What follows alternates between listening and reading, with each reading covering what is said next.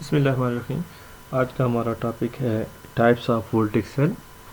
Voltaic cell जो है अगर हम रिवर्सिबिलिटी की बेसिस पे क्लासिफाई करें तो दो तरह के वोल्टिक सेल हो सकते हैं। एक है रिवर्सिबल और दूसरे हैं irreversible voltaic cell. Reversible voltaic cell वो होगा जिसके अंदर जो प्रोसेस है उसको हम रिवर्स कर सकते हैं और आफ्टर डिस्चार्जिंग इस सेल को हम पहले वाली हालत में ला सकते हैं। इसकी एक बहुत ही आसान सी और कॉमन सी एग्जांपल है लेड स्टोरेज बैटरी। इसके प्रोसेस से हम इसको एक्सप्लेन करते हैं कि लेड स्टोरेज बैटरी में दो इलेक्ट्रोड, एक लेड का इलेक्ट्रोड और दूसरा लेड डाइऑक्साइड का इलेक्ट्रोड होता है।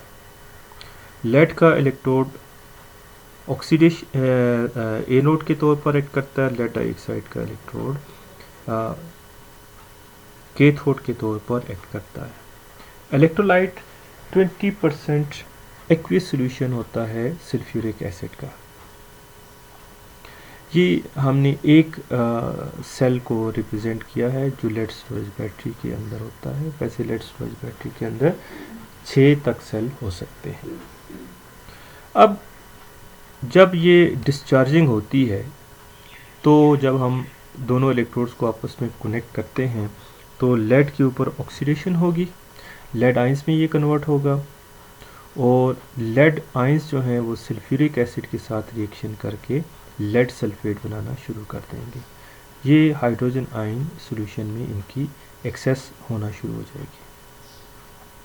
दूसरी तरफ ये जब इलेक्ट्रॉन किसी भी बल्ब वगैरह को ऑन करने के बाद कैथोड के ऊपर जब पहुंचेंगे वहाँ पे लेड डाइऑक्साइड ये इलेक्ट्रॉन गेन करेगा, जो हाइड्रोजन आयन यहाँ से जो रिलीज़ हुए वो भी, और सल्फ्यूरिक एसिड जो सॉल्यूशन के अंदर है वो रिएक्शन करके लेड सल्फेट बना देंगे और वाटर बना देंगे और इस तरह से ये सर्किट कंप्लीट हो जाएगा।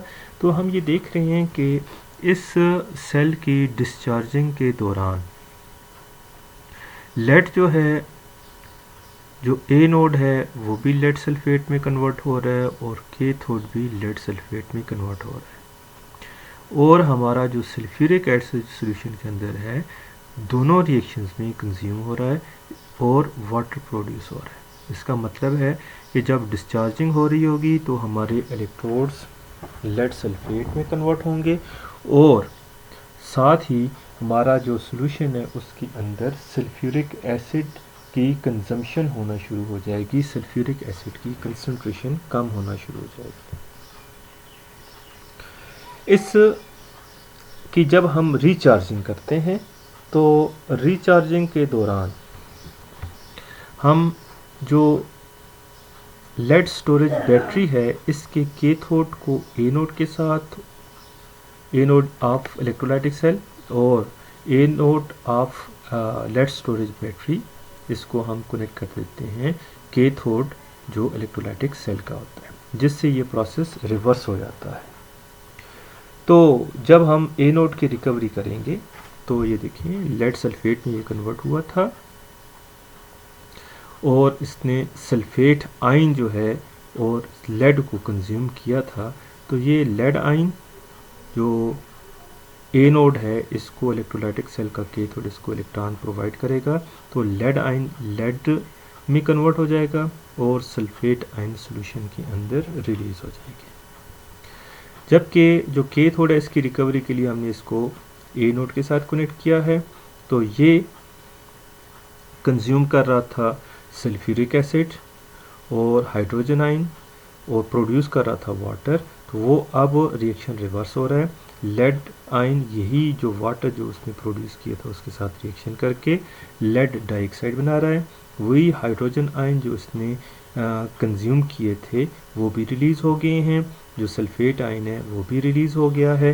तो इस तरीके से हम ये देख रहे हैं कि सल्फ्यूरिक एसिड रीजनरेट हो रहा है यहाँ पे भी और यहाँ पे सल्फेट आयन, जो इसके जो बाकी दो हाइड्रोजन आयन थे वो ये आगे, और लेड एनोड भी रिकवर हो गया, लेड डाइऑक्साइड कैथोड भी रिकवर हो गया। तो ये अपनी पहले वाली हालत में आ गया है। तो ये जो सेल है इसको बड़ी आसानी से हम रिवर्स कर सकते हैं, इसलिए हम लेड स्टोरेज बैटरी को रिवर्सिबल